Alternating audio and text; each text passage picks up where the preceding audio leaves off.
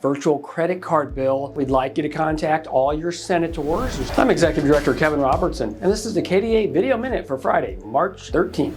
Let's jump in with the Kansas Legislature and talk about House Bill 2564. That's that virtual credit card bill that allows you the option of choosing an alternate form of payment that does not have a fee as opposed to virtual credit card payments, which a lot of those insurance carriers want to pay you with that has a transaction fee or credit card processing fee. That bill has come out of or been voted on, passed out of the Senate Committee on Financial Institutions and Insurance. That bill was passed out on Wednesday, so it will now go to the floor. We expect floor debate to be next Wednesday or Thursday probably. We did put out a legislative alert yesterday. We'd like you to contact all your senators, or certainly the senators in your area, to let them know that you support this bill. I will tell you that it had overwhelming support in the House, but there was a senator, Senator Bev Gossage, who also chairs the Senate Committee on Public Health and Welfare, did speak out against the bill, and she has said she will do that on the floor. She did have another senator join her in opposition to the bill in committee. So we want to make sure we're covering all our bases and that we're getting the support out there with regard to House Bill 2564.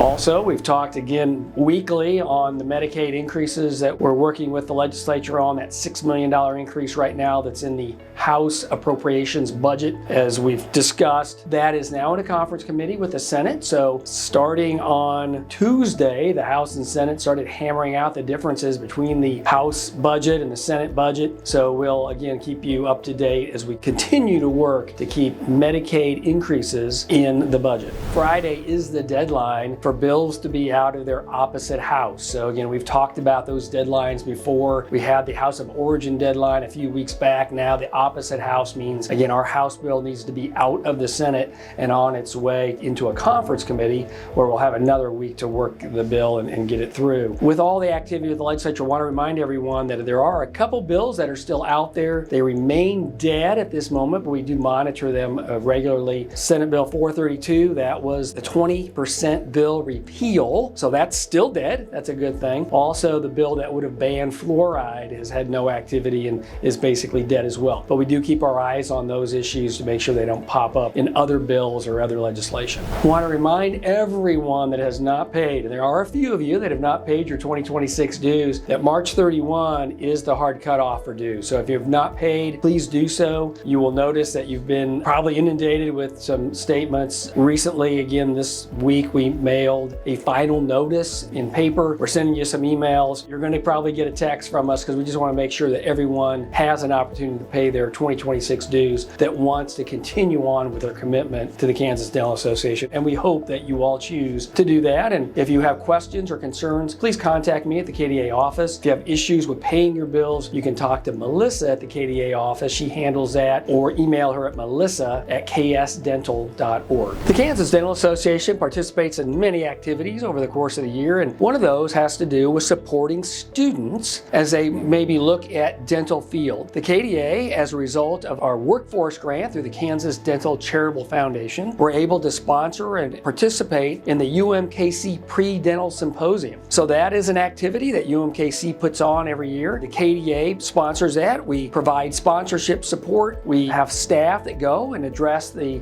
participants who are undergraduate students in pre-dental clubs around the state. We're happy to do that. Just another activity that the KDA does is we promote the dental workforce across the state of Kansas. An ongoing reminder that later next month, at the end of April, is UMKC's Midwest Dental Conference in Kansas City. Hope that you'll all attend the Midwest Dental Conference, but specifically on Friday, April 24th. The KDA has several activities that we hope that you will participate in with us. First of all is the Career Opportunity Mix and Mingle. That's an opportunity for you as a dentist to meet dental students, particularly those that are looking for maybe hiring an associate or maybe even transitioning your practice. Then we'll have our General Assembly over the lunch hour from about 11:45 to 2 o'clock. We'll present our awards, we'll elect our officers, we'll elect those Children's Dental Health Month projects, and then we'll wrap our day after that meeting with our annual KDA membership reception. So hope that you will, first of all, come to the Midwest Dental Conference and then also participate in those activities that the KDA will be hosting